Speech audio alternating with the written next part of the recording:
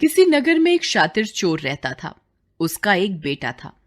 जब बेटा थोड़ा बड़ा हो गया तो चोर ने सोचा कि क्यों ना मैं अपने बेटे को चोरी करने का तरीका सिखा दूं।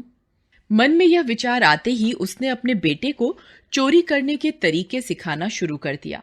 लड़का होशियार था। कुछ ही दिनों में वह चोरी करना सीख गया। एक दिन चोर ने कहा, मुझे बहुत खुशी है कि तुमने मेरी कला को इतनी जल्दी और अच्छे से सीख लिया है। अब मैं तुम्हें सबसे जरूरी सीख देना चाहता हूँ। क्या तुम तैयार हो? लड़के ने कहा, हाँ पिताजी, मैं तैयार हूँ। चोर बोला, तो बेटा मेरी एक बात ध्यान से सुनो और गांठ बांध लो।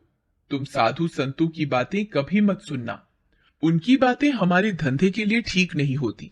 अगर कहीं कोई साधु या महात्मा उपदेश दे रहा हो तो तुम उसकी बात पर ध्यान न देना और अपने कानों में उंगली डालकर वहां से 9-2-11 हो जाना। लड़का बोला, ठीक है पिताजी, मैं इस बात का अवश्य ध्यान रखूंगा। अब लड़के ने छोटी मोटी चोरियां करनी शुरू कर दी। कुछ दिन बाद लड़के ने सोचा, क्यों ना आज मैं राजमहल में चोरी करूं और राजा के माल पर ही हाथ साफ कर दूं। यह सोचकर वह राजा के महल की ओर चल पड़ा।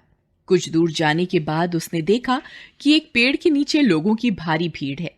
उसने उधर से आते हुए एक आदमी से पूछा, वहां इतनी भीड़ क्यों जमा है? उस आदमी ने बताया, वहां एक महात्मा उपदेश दे रहे हैं। यह सुनते ही लड़के को अपने पिता की सीख याद आ गई। मैं इस महात्मा का उपदेश नहीं सुनूंगा। यह सोचकर उसने अपने कानों में उंगली डाली और वहां से भागने लगा। भागते हुए वह एक पत्थर से टकराया और जमीन पर गिर पड़ा। ठीक उसी समय उसके कानों में महात्मा की आवाज पड़ी। वे कह रहे थे, हमें कभी झूठ नहीं बोलना चाहिए। जिसका नमक खाओ उसका बुरा मत सोचो। ऐसा करने वालों को भगवान सदा सुखी रखता है। इतना सुनते ही वह लड़का झटपट उठा और राजा के महल की ओर चल दिया। जैसे ही वह महल के अंदर जाने लगा, पहरेदार ने उसे टोका। अरे, कहाँ जा रहे हो? कौन हो तुम? लड़के को महात्मा का उपदेश याद आ गया कि कभी झूठ नहीं बोलना चाहिए। उसने सोचा, आज सच ही बोलकर देखता हूं। उसने पहरेदार से कहा, मैं चोर हूं और चोरी करने जा रहा हूं। पहरेदार ने सोचा, अवश्य ही यह राजमहल का सेवक होगा, मजाक कर रहा है। उसने कहा, अच्छा, जाओ। इस प्रकार लड़का सच बोलकर अंदर चला गया। वह महात्मा के उपदेश से बहुत प्रभावित था।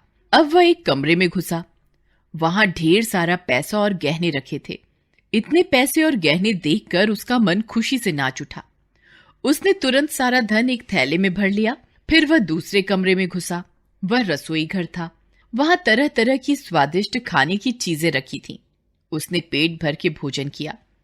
ऐसा खाना उसने अपने जीवन में पहले कभी नहीं खाया था। अब वह अपना थैला उठाकर बाहर की ओर चल पड़ा। तभी उसे महात्मा का उपदेश याद आ गया। जिसका नमक खाओ उसका बुरा मत सोचो। उसने मन में सोचा, इस खाने में तो नमक भी था, इसलिए मुझे राजा का बुरा नहीं सोचना चाहिए। यह ध्यान में आते ही उसने धन का थैला वहीं छोड़ दिया और वापस चल पड़ा। लेकिन धन का थैला रखते हुए राजा के रसोइये ने उसे देख लिया। वह उसके पीछे चोर चोर चिल्लाता हुआ दौड़ा। शोर सुनते ही राजमहल के पहरेदारों ने लड़के को पकड़ लिया और वे उसे राजा के पास ले गए। राजा के पूछने पर लड़के ने सारी बात सच सच बता दी। उसकी सीधी और सच्ची बात सुनकर राजा बहुत खुश हुआ। उसने कहा, तुम एक सीधे और सच्चे इंसान हो। बस तुम्हें गलत शिक्षा दी गई है। आज से तुम राजमहल में काम करो। तुम्हें पहरेदार की नौकरी दी जाती है। यह सुनकर लड़का बहुत प्रसन्न हुआ। उधर जब लड़का कई दिनों तक घर नहीं लौटा तो उसके पिता को चिंता हुई। उसने सोचा कि शायद वह कहीं पकड़ा गया है। कुछ दिनों बाद जब वह लड़का अपने घर आया तो उसे सुंदर वस्त्रों में देखकर पिता आश्चर्य में पड़ गया।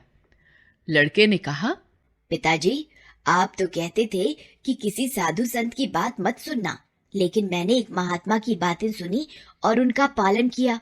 अब देखो, उनके उपदेश का फल, मुझे राजमहल में एक अच्छी नौकरी मिल गई है। लड़के की बात सुनकर पिता की भी आंखें खुल गईं। उसने भी चोरी करना छोड़ दिया। किसी ने सच ही कहा है, सत्संगति में रहने से बुरे आदमी भी सुधर जाता है। हमारे चैनल होप एजुकेशन पोर्टल को सब्सक्राइब करें।